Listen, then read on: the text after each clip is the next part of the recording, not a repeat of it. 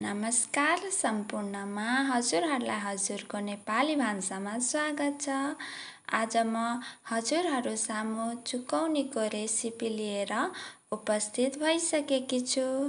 चुकौनी एक Nepali side dish पनि हो र यो पश्चिमी नेपालको पाल्पा जिल्लाबाट बनाउन सुरु गरिएको हो या भनौँ उत्पत्ति भएको हो।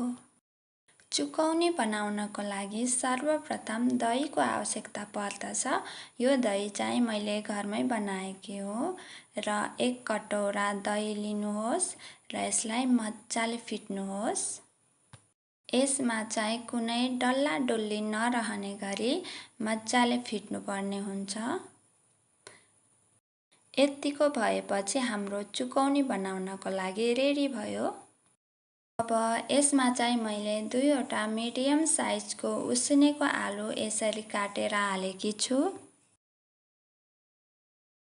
र मसिनो गरी काटेको एउटा प्याज, एउटा खुर्सानी र सानो चम्चाको 1 चम्चा नुन हालेर खोल्नुहोस्। हजुरहरूले चाहनुहुन्छ भने यसमा अरू मरमसलाहरू जस्तै चिली फ्लेक्स, धनियाँ जिराको धुलो पनि राख्न सक्नुहुनेछ। अब एउटा प्यानमा तोरीको तेल तताउनुहोस्। तेल तातिसकेपछि मेथीलाई पनि फुराउनुहोस्।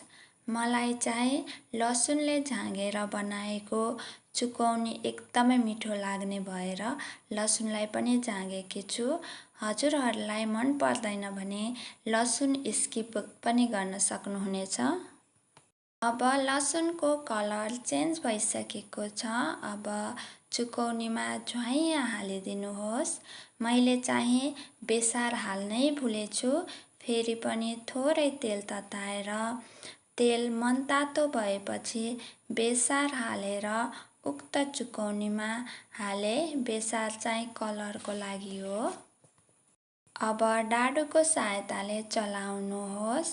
मेहनत पनि धेरै नलाग्ने, छिटो र मिठो बन्ने चुकौनीको रेसिपी हजुरहरूले पनि बनाएर ट्राई गर्नुहोला। हेर्नुहोस् त हाम्रो चुकौनी रेडी भइसकेको छ। मैले चाहिँ चुकौनी भातसँग सर्भ गरेकी छु। हजुरहरूले यो रोटी, सेलरोटी जेसँग खानुहुँदा पनि हुन्छ। यो एक लोकप्रिय सलाद पनि हो। हेर्दै खाउँ खाउँ लाग्ने यो चुकौनी हजुरहरूले पनि बनाएर खानुहोला। हाम्रो यो सानो प्रयासलाई माया र साथ दिनुहोला। हवस्, धन्यवाद।